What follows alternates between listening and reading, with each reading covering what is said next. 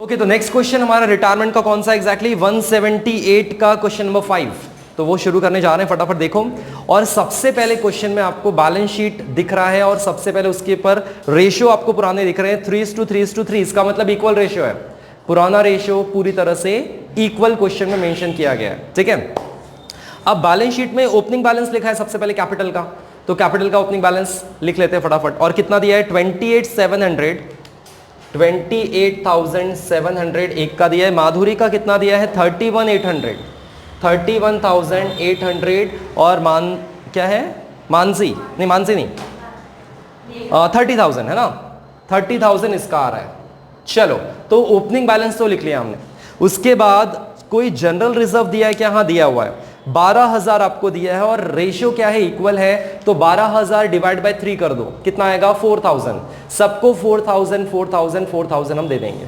और एंट्री क्या बनती जनरल रिजर्व की? General reserve account debit to partner capital account, तो बाय जनरल रिजर्व यहां पे लिख लेंगे। और 4,000 कैसे है समझ आया कि नहीं?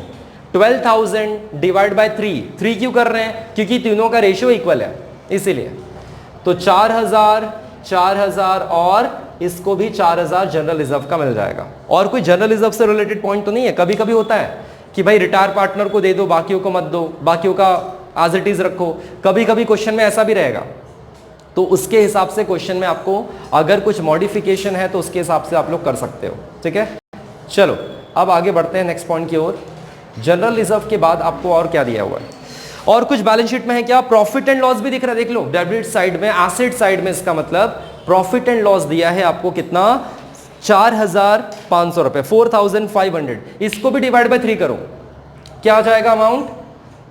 1,500 हम तीनों को डिवाइड करके दे देंगे। और कुछ है क्या चेक कर लो। प्रॉफिट एंड लॉस के अलावा बैलेंस शीट में और कुछ भी नहीं दिया। इसकी एंट्री क्या बनेगी? Partner account debit to profit and loss account. और इसकी एंट्री क्या बन रही थी हमारी? General reserve account debit to partner capital account. तो ये तो हो गया जो पुरानी चीजें थी, पुराने पार्टनर को डिवाइड करके हमने दे दिया। ठीक है, अब बैलेंस शीट के नीचे आते हैं। वैशाली उसमें से रिटायर हो रही है, तो वैशाली को मैं टिक मार्क कर लेता हूं। वैशाली पार्टनर रिटायर होने जा रही है। ठीक है, और वैशाली कब रिटायर हो रही है? 1 अप्रैल 2019। तो बैलेंस शीट की डेट ऑफ कोर्स आपको 1 अप्रैल 2019 लिखना होगा। ठीक है, ओके। और फर्स्ट पॉइंट क्या कहता है? फर्नीचर को वैल्यू करना है 14,000 पे, और बैलेंस शीट में देखो फर्नीचर कितना दिया है? 15,000, राइट है। 15,000 दिया है, 14,000 करना है। इसका मतलब 1,000 से वैल्यू क्या हो रही है? रिड्यूस हो रही है। ठीक है, तो चलो फर्नीचर 15,000 आपको दिया था बैलेंस शीट में और आपको करना है 14,000। इसका मतलब 1,000 आपको डेप्रीशिएट करना होगा। और जब वैल्यू डेप्रीशिएट होती है तो एंट्री क्या बन जाती है हमारी? Revaluation account debit to furniture account. तो यहां पे लिखोगे टू फर्नीचर 1,000 रुपीज। तो फर्स्ट पॉइंट में फर्नीचर का पॉइंट था। और क्या है उसी में? मशीनरी को 38 करना है और बैलेंस शीट में मशीनरी कितना दिया है? 40,000। देख लो बैलेंस शीट में मशीनरी आपको दिया है 40,000 और करना है आपको 38,000। मतलब 2,000 से वैल्यू आपकी क्या हो रही है? डेप्रीशिएट हो रही है। वैल्यू जब कम हो रही है तो एंट्री क्या बन जाती है? Revaluation account debit to machine account. Same entry दोनों में, बस एसेट के नाम बदले, अमाउंट बदला, इफेक्ट आपका सेम रहा। ठीक है, मशीनरी के अलावा वहां पे मोटर कार के बारे में दिया है। मोटर कार देखो बैलेंस शीट में कितना है? 25,000, 25,000 और नीचे करने बोल रहे हैं 23,800। मतलब कितने का डिफरेंस आ रहा है एग्जैक्टली? यहां पे 1,200 रुपए का डिफरेंस आ रहा है। मतलब 1,200 रुपए आपको मोटर कार की वैल्यू को रिड्यूस करना है। तो चलो मोटर कार भी लिख लेते हैं। 25,000 दिया था, करना है 23,800। मतलब 1,200 से आपकी वैल्यू डेप्रीशिएट हो रही है। सेम एंट्री होगी, revaluation account debit to motor car. तीनों पॉइंट में एक ही प्रकार का कंसेप्ट अप्लाई हो रहा था। एसेट की वैल्यू रिड्यूस हो रही है और हमारा नुकसान हो रहा है, ऑफ कोर्स हम डेबिट ही करेंगे, उसके अलावा क्या कर सकते हैं ना। ये फर्स्ट पॉइंट हमारा पूरी तरह से कंप्लीट हो चुका है। फर्स्ट पॉइंट में तीनों एसेट की वैल्यू रिड्यूस हो रही थी और इसलिए एक ही प्रकार की एंट्री वहां पे बन रही है। ठीक है, सेकंड पॉइंट में आरडीडी मेंटेन करना है आपको कितना? 5% और डेटर्स आपको दिया है 16,000, 16,000 का डेटर्स आपको दिया है।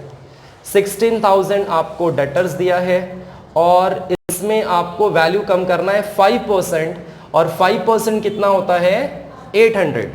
लेकिन बैलेंस शीट में पहले से आरडीडी मेंशन है, कितना मेंशन है 2,000 रुपीज। मिला सबको? 2,000 जो दिख रहा है पहले से है, वो बोल रहे 2,000 नहीं रखना है 800 करना है। अब सोचो हम वैल्यू बढ़ा रहे कि कम कर रहे हैं? एग्जैक्टली आरडीडी की वैल्यू कम हो रही है, 2,000 था हमें करने बोल रहे 800 रुपए। इसका मतलब कितने का डिफरेंस दिख रहा है 1,200 रुपए का। 1,200 रुपए हमें वैल्यू कम करने को कहा जा रहा है। हमारी एसेट की वैल्यू 2,000 से कम होने वाली थी, लेकिन कितने से कम हो रही है अब? सिर्फ 800 रुपए से। मतलब 1,200 रुपए से हमारे एसेट की वैल्यू कम होने से बच गई, हमारा नुकसान बच गया।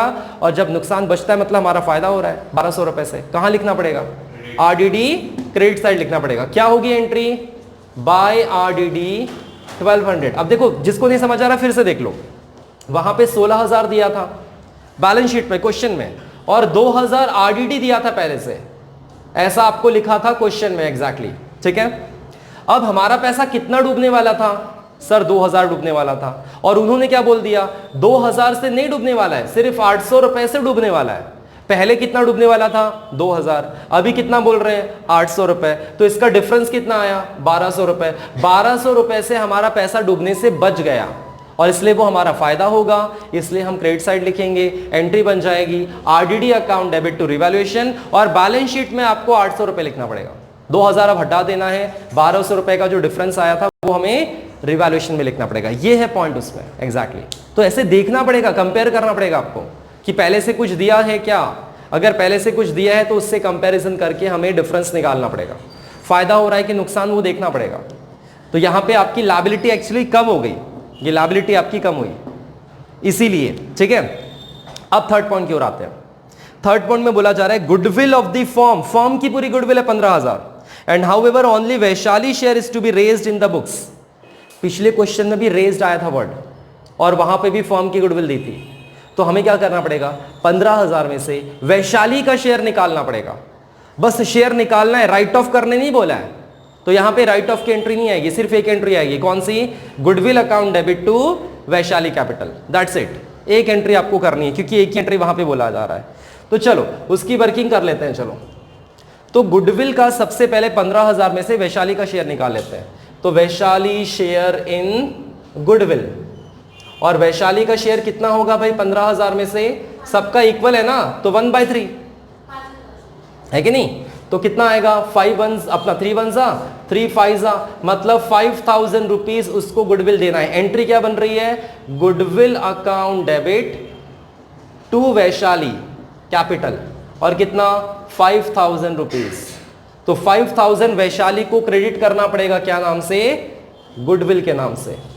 तो यहां पे बाय गुडविल 5,000 रुपीज हम लोग लिख लेंगे। वैशाली केस में लिखना पड़ेगा भाई, वैशाली तो यहां पे फर्स्ट नंबर पे है ना, वैशाली केस में लिख लेंगे।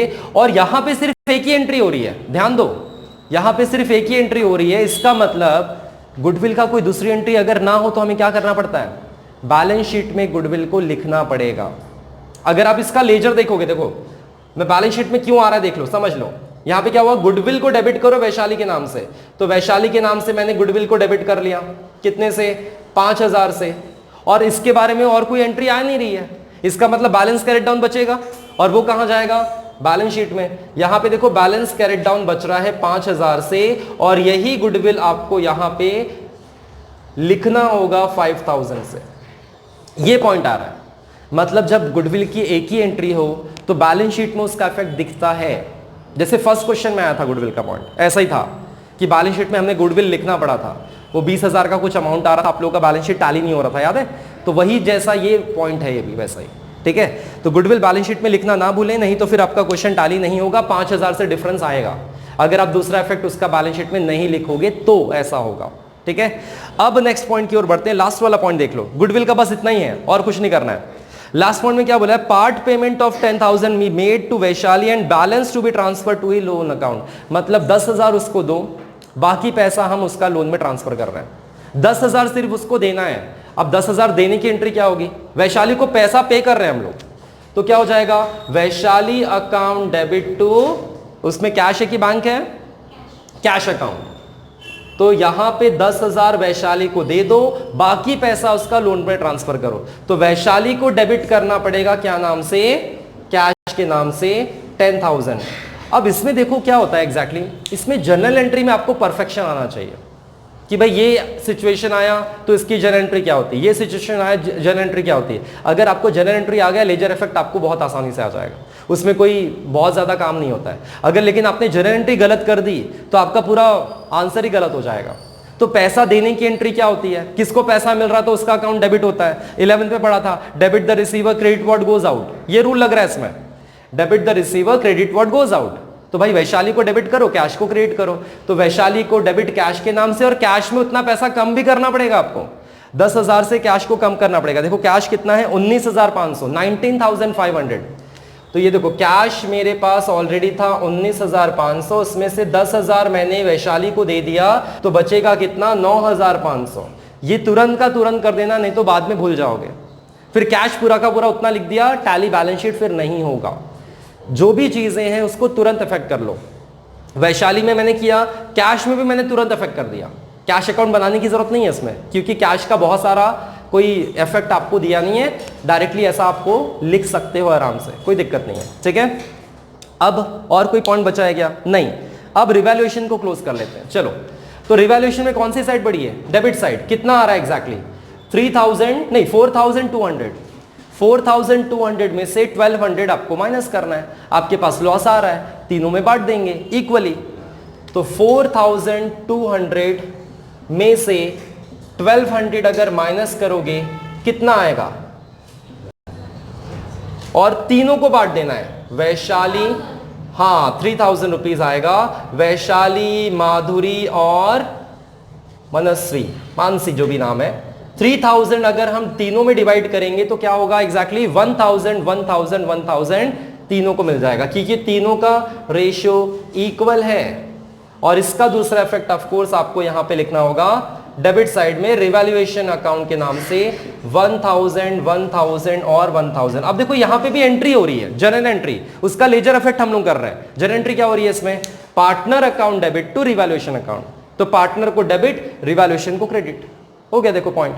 अब सबसे पहले किसका क्लोज करेंगे, वैशाली का, जो पार्टनर छोड़कर जा रही है उसका क्लोज करना है। और लास्ट पॉइंट पे लिखा हुआ है कि सिर्फ 10,000 देंगे, बाकी पैसा लोन में ट्रांसफर करेंगे। तो वैशाली का जब हम क्लोज कर रहे होंगे तो उसका बाकी पैसा लोन में ट्रांसफर करना होगा। तो कौन सी साइड बढ़ी है, डेबिट साइड की क्रेडिट साइड, क्रेडिट साइड बढ़ा आ रहा है। कितना आ रहा है एग्जैक्टली, 28 + 4 32, 32 + 5 37, 37,700। 37,700 में से यहां पे आपको माइनस करना होगा 12,500। 37,700 में से 12,500, तो आपके पास जो भी डिफरेंस अमाउंट आएगा उसमें क्या लिखना होगा, लोन। क्यों लोन, क्योंकि लास्ट पॉइंट पे लिखा हुआ है, अंडरलाइन कर लेना, नहीं तो लास्ट पॉइंट पे आपको ऑलरेडी लिखा है कि भाई कितना आता है। अब कितना आ रहा है एग्जैक्टली चेक कर लो। इसका जो डिफरेंस अमाउंट आएगा 37,700 में से कितना आया था हमारा यहाँ पे 12,500, 25,200 आ रहा है। 25,200 हम लोग यहाँ पे लोन में लिख देंगे, और ये बैलेंस शीट में भी लिखना पड़ेगा आपको। अब कैरी डाउन भी निकाले थे सबका। चलो, इसमें कितना आ रहा है 35,800 माधुरी का, और इसमें से हमें 2,500 माइनस करना है। 35,800 डाउन के रूप में आपको लिखना पड़ेगा उसको। लोन में तो हमारा सिर्फ वैशाली का होगा, ठीक है। तो वैशाली लोन अकाउंट यहां पे आ जाएगा कितना, 25,200, और बाकियों का बैलेंस आपका यहां आ जाएगा, कैपिटल बैलेंस जिसको हम लोग कह रहे हैं। और अब आपको क्या करना होगा, आपको बस बैलेंस शीट को कंप्लीट करना है। अब देखो बैलेंस शीट में क्या क्या हमने यूज नहीं किया था। क्रेडिटर्स 10,500, तो क्रेडिटर लिख लिया जाए। उसके बाद उन्होंने बैंक ओवरड्राफ्ट भी दिया हुआ है क्वेश्चन में। बैंक ओवरड्राफ्ट कितना है 5,000, तो बैंक ओवरड्राफ्ट भी लिख लिया जाए। बैंक ओवरड्राफ्ट और कितना है 5,000, राइट। उसके बाद और कुछ है क्या बैलेंस शीट में, और कुछ भी नहीं है। अब एसेट साइड में देख लेते हैं। एसेट साइड में क्या क्या हमने इस्तेमाल नहीं किया। कैश ऑलरेडी लिख चुके, डेटर्स हो गया, फर्नीचर भी हो गया, मशीनरी लिखा है हमारे पास, हाँ मशीनरी भी हो चुका है। मोटर कार हो गया, प्रॉफिट एंड लॉस भी हो गया। हाँ, बैलेंस शीट में अब लगभग सारी चीजें कंप्लीट है। अब आपको बस इसका टोटल टैली करना है और कुछ नहीं बचा है। ठीक है, आपको टोटल टैली करना है और कुछ भी नहीं बचा है। इस तरह से ये क्वेश्चन भी हमारा पूरा कंप्लीट हुआ। क्वेश्चन नंबर 5 रिटायरमेंट का। इसको पूरा अच्छे से देखो, एक एक पॉइंट देखो और समझने की कोशिश करो। अगर डाउट आता है तो आप लोग बिंदास होकर पूछ सकते हो। ठीक है, ये था क्वेश्चन नंबर 5 पूरी तरह से। बैलेंस शीट का टोटल कर लेना, चेक करो कि टैली हो रहा है कि नहीं हो रहा है। गुडविल लिखना ना भूलें, नहीं तो फिर टैली नहीं होगा। ठीक है।